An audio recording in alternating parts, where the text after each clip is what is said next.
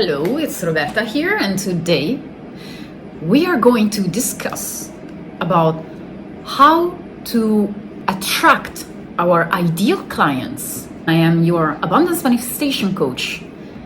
And finally, we are talking about our clients. I coach women entrepreneurs to get the success, to manifest the success and the abundance and the money and the level of wealth and luxury they desire in life. So stay tuned, because I'm gonna tell you what to do to get booked out, but not booked out like this. Booked out with the high level of clients that you desire to have, to be with.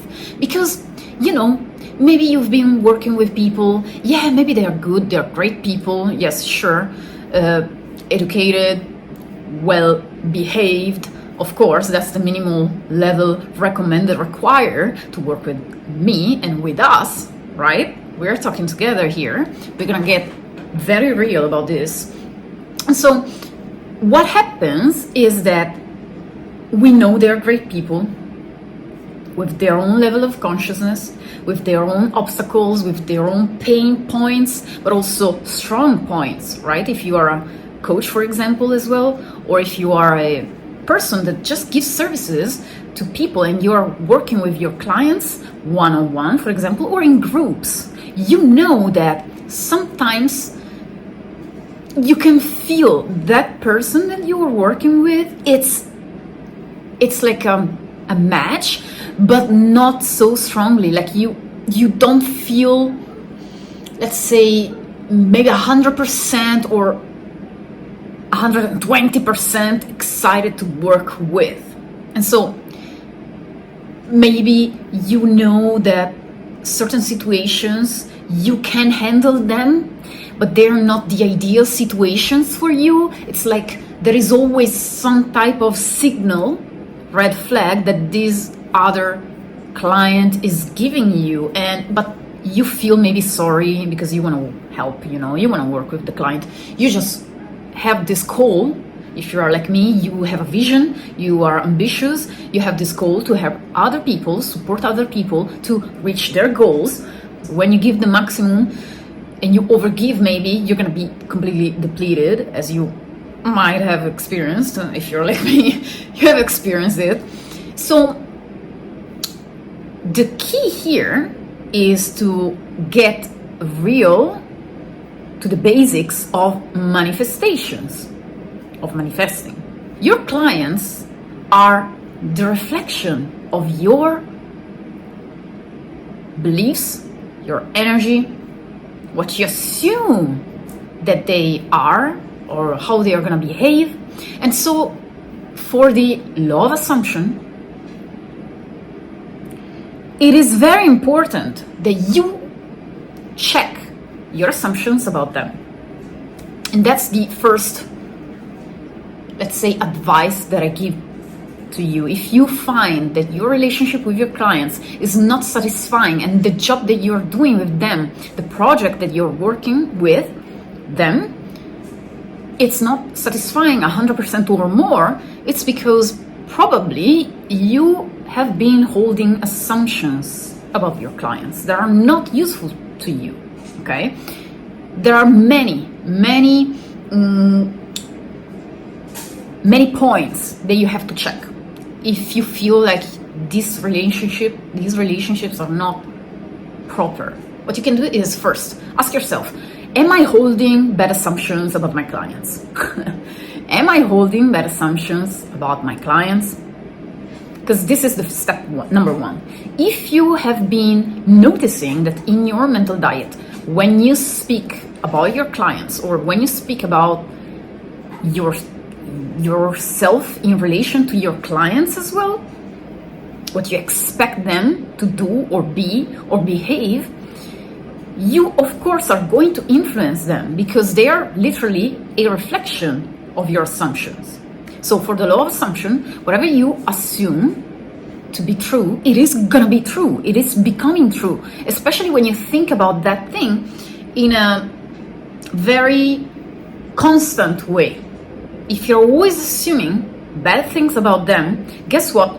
what's gonna happen? Yeah, maybe they're gonna be a little bit late at the appointment. Maybe they're not gonna show up if you have fear of them not showing up at the correct time, or if you feel maybe anxiety around your appointments, for example. That might be an area that you want to focus on bettering for your clients, okay, in your business.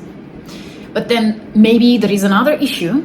Let's say your clients literally is not, maybe you don't expect them to do the work required for the coaching program or the course or the group or the practice that you are doing, that you are delivering with them, for them. And so check your assumptions, because this is going to influence how you work with them, also the satisfaction that you get when you work with them. And honestly, as a generator myself, I can say that we all know, if you're into human design as well, you may know that the signature, the signal, literally, when we feel satisfied with ourselves, with our work, with our clients, in a sense, we are living our designs. We are living the correct way, let's say, for our energy, in our business, etc. So that is the signal that is telling you yourself, your being, your divine spark is telling you through your body, through the sensations that you get, that satisfaction is completely helping you move through the path, okay, the correct path. It is the signal that you are, in a sense, doing the correct thing for your energy and for your life, okay? You're living your design. And so what happens is that when you do that, when you understand that you are satisfied, if you're a generator, then you know that this is the right work, let's say, for you. But then if you don't feel satisfied and maybe you feel frustrated, for example, that's the signal for our generator. You know, me as a generator, I can say that when I feel frustrated about the work that I do, it is the big signal that this is not the modality, or this is not the type of clients, the type of client that is the most, in a sense, the best type of clients that I can get, you know. So I really tell you, please ask yourself, am I satisfied with my work? Am I satisfied with this project? Am I satisfied with this type of client? You know, working with them, walking the path with them, supporting them, you know, to maybe release certain things, to maybe change their mindset, to maybe help them reach these type of goals or ambitions. Great. You need to ask yourself if you feel satisfied or not, because that's the signal that something is off, you know, like it's really, really off. Sometimes we do talk to ourselves, we say, oh no, everything is fine. Or like sometimes for the fear of, you know, stepping up and saying something, or not to hurt someone's feelings, or, you know, you want to be educated, you want to be respectful, etc. We don't say things maybe, or maybe we don't see the way to work it around with this client because it's revealing that it's difficult a little bit to manage them, etc., or this client or these other clients as well. So the main thing here to do is also asking, am I seeing my client as someone who is difficult to work with? Am I having anxieties around this client, for example, the behavior of this client?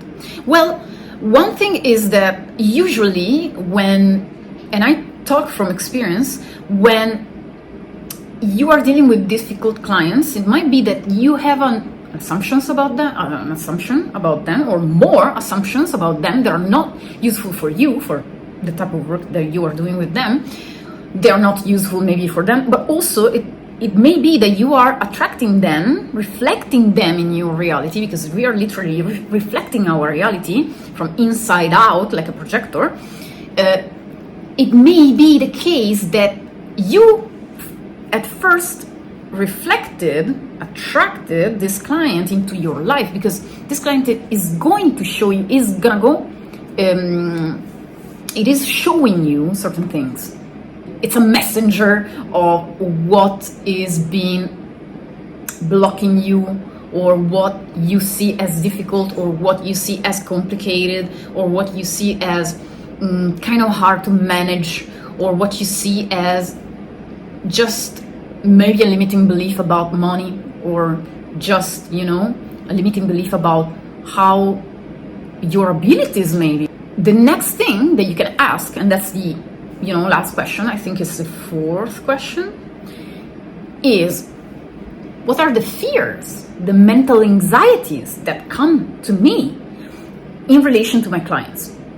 Maybe you can feel that this particular client has kind of maybe has a particular ego, you know, and you have to kind of, if you're doing like a spiritual work, like a consciousness awareness type of work, and finding out the limiting beliefs, but sometimes this type of person has like a big ego, is very linked to the material things. Nothing wrong with that, but of course, when you are into certain definitions, into that type of box scheme that to be successful you have to have like such amount of money, that's it, like successful people are only billionaires, like, for example, there are this type of people who still think like that, and that's a disservice for themselves, because they always see themselves as not successful enough, or maybe it's not enough, it's I have to be there, and they have to show the numbers or the proof, you know, the ultimate proof that they only if they reach that level they can be deserving of everything that they've built, you know. And this is unfortunate, because when you keep searching the success outside of you, it's not gonna come. You're not gonna feel satisfied. If you search for yourself, the constant appreciation, evaluation, you know, when people, you search for, you want to be recognized for your skills, your abilities, and you're searching the confirmation that you are worthy onto comments on YouTube videos, you know, under your YouTube videos, comments under your posts on Instagram, comments, or just the testimonials, good testimonials from your clients, you know. When you are into looking for the confirmations of your power, of your worth, of your success, you're never gonna feel satisfied. You're never gonna find the peace and the mental or the energetic centering that you need when you work, especially one-on-one with clients or with groups. The confirmation outside you is not what is going to bring you constant feeling of satisfaction or peace inside you. There are multiple things that I want to talk about, but for today, this video is up. See you in the next video.